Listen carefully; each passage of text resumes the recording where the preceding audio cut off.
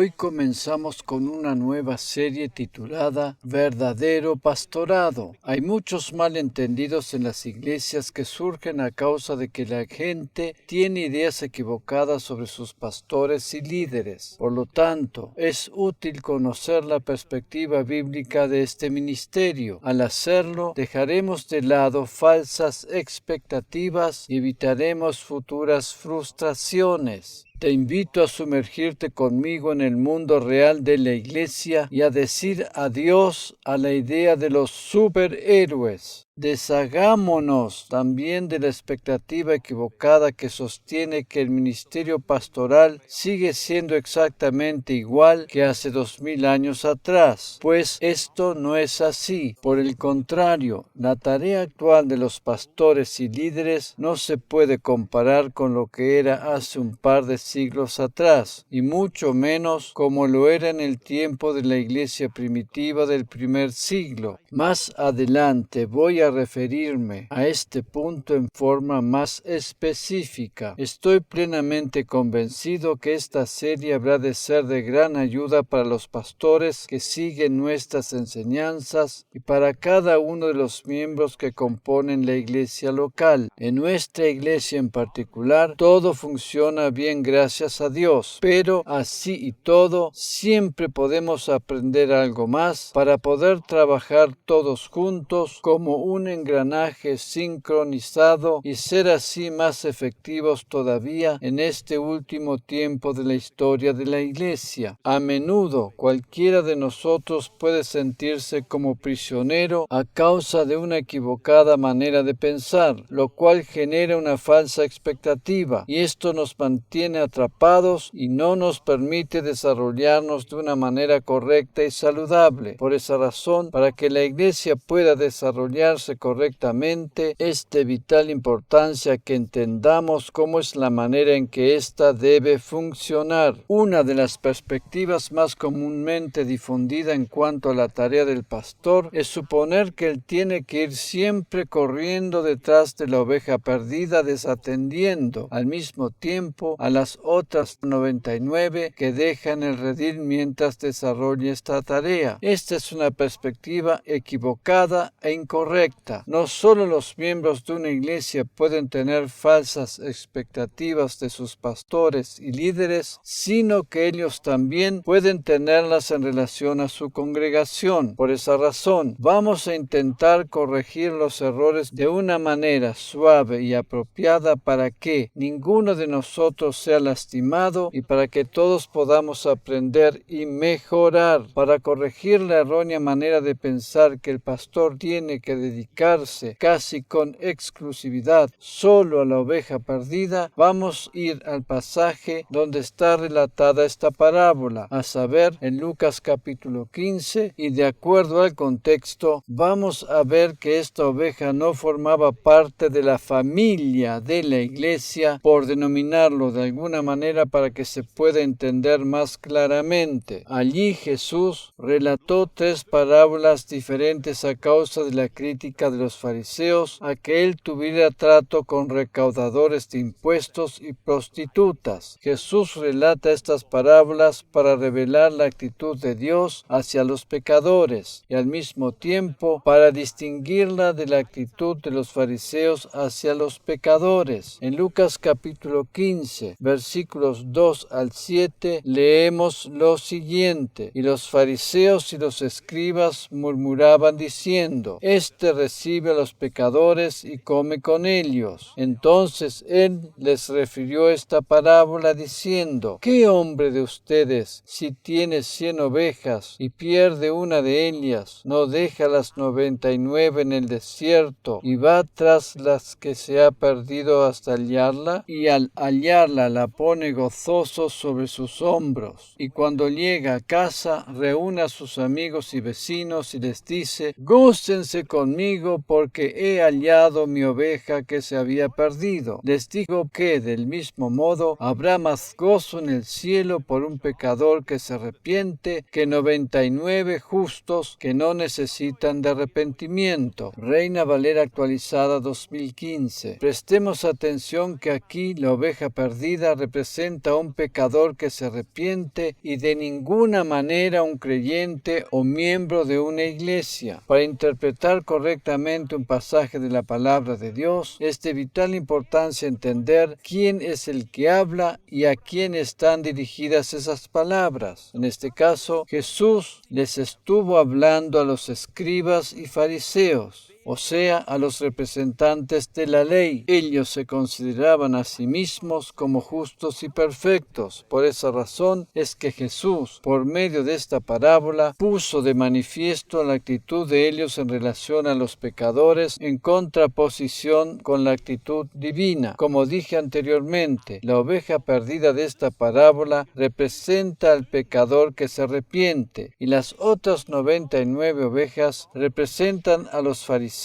quienes hacían alarde de su propia justicia. Por tanto, ninguna de las 100 ovejas de esta parábola representa al creyente o miembro de la iglesia. Repito, para interpretar un pasaje correctamente es de vital importancia tener en cuenta el contexto. En este caso, Jesús dijo estas palabras en relación a la acusación que le hacían los fariseos por el hecho que comía con los pecadores, cosa que ellos mismos no hacían. Para explicarlo de otra manera, podríamos decir que si un chino fuera a Jesús con una pregunta en relación a su entorno, él le respondería de manera diferente a como lo haría con respecto a un sudafricano, quien tiene costumbres y leyes diferentes. Los fariseos de aquel tiempo enseñaban a no sentarse y comer en la mesa con los recaudadores de impuestos y los pecadores. Jesús les dio la respuesta en relación a la situación cultural de aquel momento. Si bien podemos sacar una enseñanza provechosa y útil de todas las enseñanzas de Jesús, estas palabras en particular no son dirigidas a nosotros los creyentes, ni ninguno de sus personajes representa a los miembros de la iglesia. Jesús se refiere aquí específicamente a los pecadores, es decir, a aquellos que todavía no han recibido la salvación. Él mostró y muestra que siempre está dispuesto a recibir al pecador con los brazos abiertos, mientras que los fariseos le expresan su repugnancia. Esta parábola muestra el contraste entre la actitud divina y la de los fariseos en relación al pecador. ¿Por qué razón se toma la imagen del pastor cargando la oveja perdida sobre sus hombros para representar la tarea del pastor en relación a los miembros de su iglesia? Esto es así a causa de la tradición. Las tradiciones o costumbres que pasan de generación a generación no representan necesariamente la verdad. Jesús estaba incluso en contra de las tradiciones. En Marcos capítulo 7, versículos 5 al 9, leemos lo siguiente en la versión Reina Valera actualizada 2015. Le preguntaron los fariseos y los escribas: ¿por qué no andan tus discípulos de acuerdo con la tradición de los ancianos, sino que comen pan con las manos impuras? Les respondió diciendo: bien profetizó Isaías acerca de ustedes, hipócritas, como está escrito: este pueblo me honra de labios, pero su corazón está lejos de mí, y en vano me rinden culto, enseñando como doctrina los mandamientos de hombres, porque dejando los mandamientos de Dios, se aferran a la tradición de los hombres. Les decía también: bien desechan el mandamiento de Dios para establecer su tradición.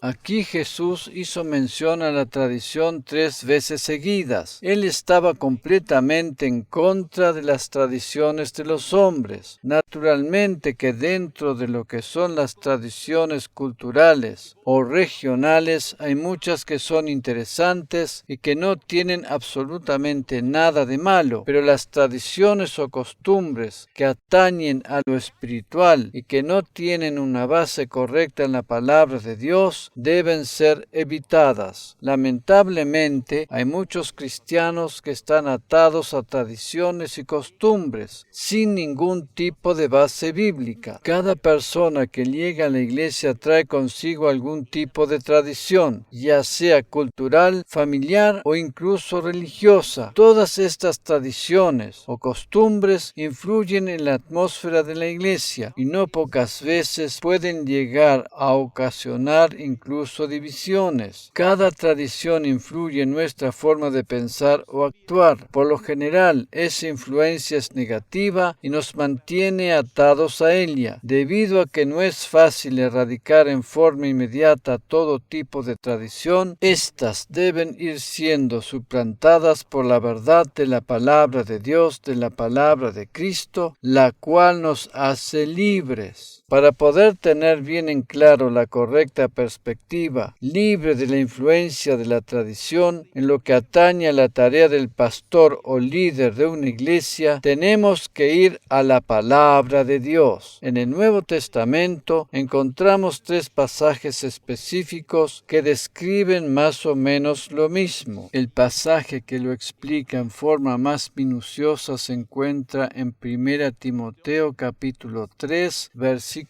1 al 7. Fiel es esta palabra. Si alguien anhela el obispado, o bien oficio de pastor o anciano en la iglesia, desea buena obra. Entonces es necesario que el obispo, o sea, pastor o líder, sea de conducta intachable, marido de una sola mujer, sobrio, prudente, decoroso, hospitalario, apto para enseñar, no dado al vino, no violento sino amable, no contencioso ni amante del dinero, que gobierne bien su casa y tenga a sus hijos en sujeción con toda dignidad, porque si alguien no sabe gobernar su propia casa, ¿cómo cuidará de la iglesia de Dios? Que no sea un recién convertido para que no se llene de orgullo y caiga en la condenación del diablo. También debe tener buen testimonio de los de afuera para que no caiga en el reproche y la trampa del diablo. Reina Valera actualizada 2015. Y esto no es válido solamente para los pastores, sino también para todo el equipo de liderazgo, pues los próximos versículos hablan de ello. Si bien esto implica también a todos los que están en algún servicio de la casa del Señor, vamos a mantenernos focalizados ahora en lo que atañe al pastor o líder de la iglesia. Este pasaje que acabamos de considerar describe con lujo de detalles cuáles deben ser las características personales del pastor, las cuales tienen que ver principalmente con su carácter, aparte, claro está, de los conocimientos bíblicos necesarios para desarrollar esa tarea. Como acabamos de ver, el pastor o líder de la iglesia debe ser una persona íntegra, de buenos modales, amable y con un corazón abierto hacia el prójimo. Por otra parte, toda esta lista de cualidades habla de una persona normal y no de un bicho raro entre comillas o un súper espiritual. Cuando se refiere a marido de una sola mujer no quiere decir que un divorciado o viudo que se haya vuelto a casar no pueda llegar a ocupar el puesto de pastor, sino que debe ser marido de una sola mujer y no tener otras aparte. En cuanto al tema del dinero, no quiere decir que tenga que pasar miseria o necesidad. Por el contrario, debería tener la posibilidad de tener la provisión necesaria. El dinero en sí mismo no es el problema, sino la avaricia. Esto lo podemos encontrar en 1 Timoteo capítulo 6, versículo 10. No se puede esperar que el pastor sea un superhéroe, que tenga que cargar con todos los problemas de la gente y tener las soluciones para cada caso o necesidad. El pastor no es el salvador del mundo. Hay un solo salvador, quien es Jesucristo, ¿cierto? Todas estas características tienen que ver con el carácter de una persona y no con las cualidades de un superhéroe. Tenemos que despedirnos de la idea que el pastor es un personaje con poderes extraordinarios. Es interesante notar que entre esta lista de cualidades que el apóstol Pablo le recomienda a Timoteo, no hace mención a que el pastor tenga que poder realizar muchos milagros ni liberar a todos los que están poseídos por Satanás, ni sanar a todos los que están gravemente enfermos, ni solucionar los problemas matrimoniales o familiares de los miembros de su iglesia. ¿Por qué razón entonces se espera, consciente o inconscientemente, que Él solucione todos los problemas o supla todas las demandas de la gente de su congregación? Lo que sí es digno de destacar en este pasaje es que, además de todas las características referentes a su carácter, hay una sola cosa que tiene que ver con lo espiritual, y es que el pastor debe ser apto para enseñar. Cuando Jesús le dijo a Pedro que apacentara su grey en relación a su tarea pastoral, no se estaba refiriendo a que él tuviese que andar corriendo detrás de cada uno de sus miembros, ni que tuviera que hacer consejería pastoral para solucionar sus problemas, sino que tuviera la capacidad de alimentar al rebaño enseñándoles las verdades de su palabra. Dicho de otra manera, una persona que no tiene la capacidad de enseñar no puede ocupar el puesto de pastor. Pablo le dijo a Timoteo que un pastor debe ser apto para enseñar. La enseñanza de la palabra de Dios, de la palabra de Cristo, debe ocupar el lugar central en una iglesia. Otro pasaje que describe la tarea del pastor de manera muy similar al que acabamos de considerar se encuentra en Tito capítulo 1 versículos 6 al 9. Sea el anciano, o sea el pastor o líder de la iglesia, irreprensible, marido de una sola mujer, que tenga hijos creyentes, que no sean acusados como libertinos o rebeldes, porque es necesario que el obispo sea irreprensible como mayordomo de Dios, que no sea arrogante ni de mal genio, ni dado al vino, ni pendenciero, ni ávido de ganancias deshonestas. Antes bien, debe ser hospitalario, amante de lo bueno, prudente, justo, santo y dueño de sí mismo. Todo esto ya lo habíamos visto en el pasaje de 1 Timoteo, ¿verdad? La diferencia es que aquí se describe más ampliamente lo que significa ser apto para enseñar. Versículo 9, que sepa retener la palabra fiel conforme a la doctrina, para que pueda exhortar con sana enseñanza y también refutar a los que se oponen. Reina Valera actualizada 2015. En resumidas cuentas, la principal tarea de un pastor tiene que ver con la enseñanza de la palabra, la cual es alimento que las ovejas, puestas a su cuidado, necesitan para crecer sanas y fuertes. En la iglesia se pueden llevar a cabo muchas actividades diferentes que pueden ser de ayuda y provecho para todos sus miembros, como por ejemplo el trabajo con los niños, la guía para matrimonios, etc. Pero ninguna de ellas tiene que ser necesariamente la tarea y responsabilidad del pastor. Él no puede abarcar con todo, pues no es un superhéroe con capacidades sobrenaturales, sino que necesita de un equipo preparado y capacitado para ello. Su tarea principal es la enseñanza de la palabra. En Hechos capítulo 20, versículos 28 al 32, leemos lo que el apóstol Pablo les dice a los líderes de la iglesia en sus palabras de despedida en Mileto. Tengan cuidado por ustedes mismos y por todo el rebaño sobre el cual el Espíritu Santo les ha puesto como obispos, para pastorear la iglesia del Señor, la cual adquirió para sí mediante su propia sangre. Porque yo sé que después de mi partida entrarán en medio de ustedes lobos rapaces que no perdonarán la vida al rebaño, y que de entre ustedes mismos se levantarán hombres que hablarán cosas perversas para descarriar a los discípulos tras ellos. Por tanto, velen acordándose que por 3 años, de noche y de día, no cesé de amonestar con lágrimas a cada uno. Y ahora, hermanos, les encomiendo a Dios y a la palabra de su gracia, a aquel que tiene poder para edificar y para dar herencia entre todos los santificados. Reina Valera actualizada 2015. El término obispo o anciano equivale siempre a pastor de una iglesia y no se refiere a una persona entrada en años que encabeza una determinada institución. El pastor es quien debe dirigir la congregación en medio de las tormentas de falsas doctrinas que intenten introducirse en la iglesia, y no lo hace por medio de la conserjería, sino a través de la enseñanza de la palabra, del Evangelio, de la gracia de nuestro Señor Jesucristo. ¿Cuál es el motivo por el que Dios puso pastores a cargo de su iglesia? Primeramente, para que cada creyente pueda llegar a ser una persona sana, fuerte y firme en el conocimiento de su Salvador. En segundo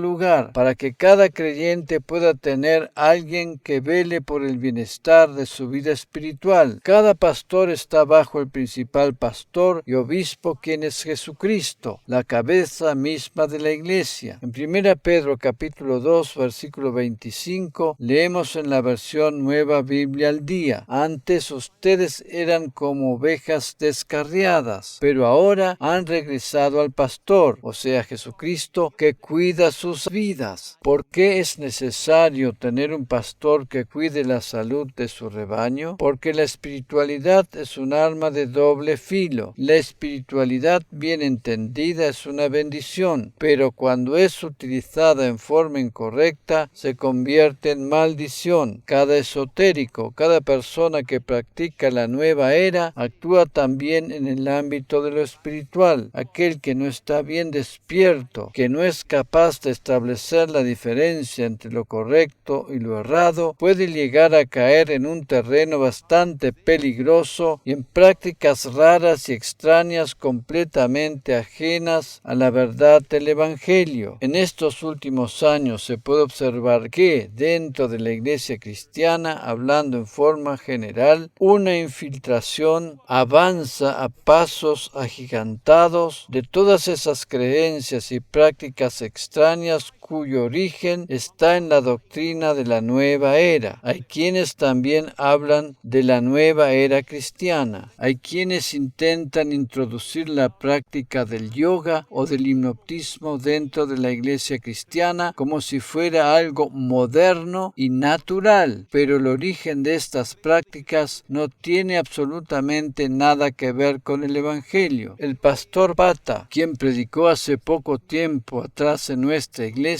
me explicó que el yoga es un conjunto de disciplinas físico-mentales de la religión hinduista, la cual no tiene absolutamente nada que ver con el verdadero Dios. Él habla con conocimiento de causa, porque es originario de la India. Las diferentes posturas del yoga, que para el mundo occidental pueden ser asociadas solamente con un tipo de gimnasia o relajación del cuerpo, tienen que ver con dicha religión e implican algún tipo de adoración, por ejemplo al sol. Es un error creer que practicando yoga solo se conseguirán beneficios corporales sin ser afectado por su fundamento espiritual. Hay quienes también hablan de un yoga cristiano, lo cual también es totalmente equivocado y falso. Otra corriente que se ha infiltrado en el último tiempo en la iglesia cristiana es la del pensamiento positivo. Esto no es malo en sí mismo, pero todo aquello que se concentra únicamente en el poder mental de una persona y gira alrededor de ella misma tiene que ver con la nueva era y no precisamente con el cristianismo. No deberíamos prestar oídos a ello, por más que citen algunas verdades bíblicas entre medio. Todas estas cosas que tienen que ver con el espíritu del tiempo presente se van introduciendo en la iglesia cristiana de una manera muy sutil y refinada, y si no estamos atentos podemos llegar a caer en ataduras espirituales. Todo lo que somos y podemos hacer es gracias a nuestro Señor Jesucristo y a su obra redentora a nuestro favor. Él debe ser el centro de nuestra vida y es el único que se merece toda nuestra adoración. Dios ha puesto pastores para que velen sobre el rebaño, para concederles la cobertura espiritual apropiada y segura. El pastor de una iglesia, quien está bajo la autoridad del Señor Jesucristo, el pastor principal de la misma, comparte la gracia divina a cada uno de sus miembros y estos reciben el alimento adecuado para crecer sanos y fuertes. Amén.